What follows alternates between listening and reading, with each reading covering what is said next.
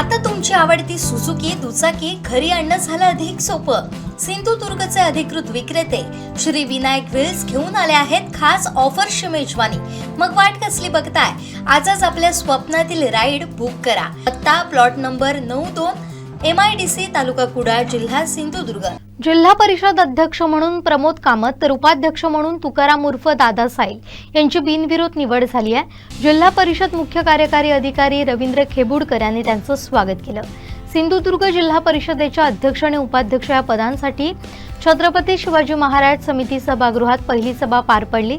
या निवडणुकीसाठी पीठासीन अधिकारी म्हणून अप्पर जिल्हाधिकारी शुभांगी साठे यांनी काम पाहिलं।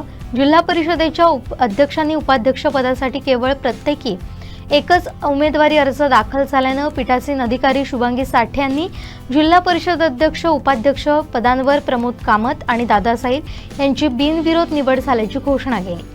यानंतर दोघांनाही व्यासपीठावर घेऊन त्यांचा सत्कार करण्यात आला। यावेळी जिल्हा परिषदेचे नवनिर्वाचित 50ही सदस्य तसेच 8ही पंचायत समितीचे नवनिर्वाचित सभापती उपस्थित होते।